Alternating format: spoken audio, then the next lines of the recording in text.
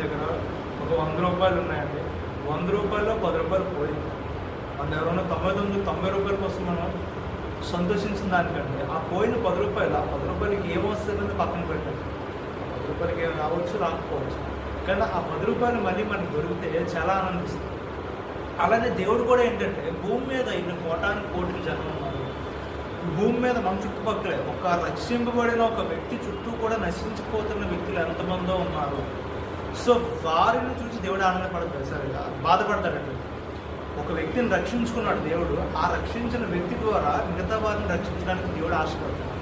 ఆ చుట్టుపక్కల వ్యక్తులు నశించిపోతుంటే దేవుడు చూసి దాన్ని చాలా బాధపడుతున్నాడు అన్నమాట. అటువంటి నశించుకోని స్థితిలో ఉన్న వ్యక్తిని చూసి దేవుడు బాధపడుతున్నప్పుడు ఆ వ్యక్తిని రక్షించడం కోసమే నిన్ను రక్షించుకున్నాడేమో దేవుడు. సో ఆ రక్షణ కలిగిన నువ్వు నీ చుట్టుపక్కల నశించిపోతున్న వ్యక్తుల్ని రక్షించడం కోసం దేవుడు ఏంటంటే చాలా ఆశగా చూస్తున్నాడు. సో అటువంటి దేవుడు నీకు అటువంటి తలంతో నీకు ఆల్రెడీ దేవుడు ఇచ్చున్నాడు అన్నమాట.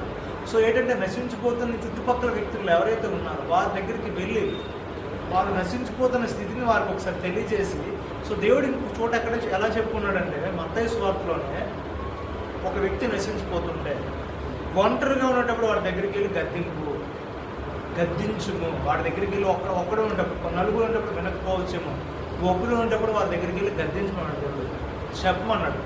ఒకవేళ వింటే వాడు ధన్యుడు, రక్షించిన నువ్వు కూడా ధన్యుడు. ఒకవేళ వినకపోతే ఏం చేయమన్నాడట, నీతో పాటు దైవజ్ఞానం కలిగిన ఇంకొక వ్యక్తిని అనుకో, 2-3 వ్యక్తులు కలిసి వాడి దగ్గరికి వెళ్ళి చెప్పండి, మళ్ళీ గద్దించండి. వింటే సూపర్, ఒకవేళ వినకపోతే ఏం చేయమన్నాడు దేవుడు, ఏం చేయమంటున్నాడు అంటే నీ వల్ల కావట్లేదు కాబట్టి దేవుడు ఏం చేయమంటున్నాడు, ఆ విషయాన్ని ఆ క్రియని తీసుకొచ్చి సంఘంలో పెట్టమంటున్నాడు అన్నమాట. సంఘంలో పెట్టి ప్రార్థన చేయమంటాడు. ప్రార్థనతో ఎటువంటి క్రియ అయినా జరుగుతుంది. సో అలా ఏంటంటే ఒక వ్యక్తి నీ చుట్టుపక్కల వ్యక్తులు నశించిపోతుంటే వాడి దగ్గరికి నువ్వు వెళ్ళి నీ తరపు నీ ఏదైతే బేసిక్ రెస్పాన్సిబిలిటీ ఏదైతే ఉందో దాన్ని నీ ప్రాథమిక బాధ్యతను అక్కడ నువ్వు నిర్వర్తించమని దేవుడు ఇక్కడ మనకి చెప్తున్నాడు అనమాట. సో అది ఇక్కడ ఏంటంటే అలాగానే ఈ చిన్నవారిలో ఒక్కడైనా నశించడం దేవుడికి ఇష్టం లేదు, అది పరలోకమందున్న మన తండ్రి చిత్తం కాదు. సో ప్రతి ఒక్కరు కూడా మనందరూ కూడా వెళ్ళి మన చుట్టుపక్కల ఉన్న వారిని ఒకసారి వారిని చూసి మనం బాధపడే వారిని మన దారిలోకి తీసుకురావడం కోసం, దేవుడి దగ్గర చేయడం కోసం, మంచి మార్గంలోకి తీసుకురావడం కోసం మనందరం మన ఒక ప్రయత్నాన్ని చేద్దాము. అటువంటి దైవజ్ఞానం, అటువంటి దేని మనస్సు కలిగి మనం ఉండాలని యేసు నామములో అడిగి వెళ్తున్నాం. ఆమేన్. హల్లెలూయా.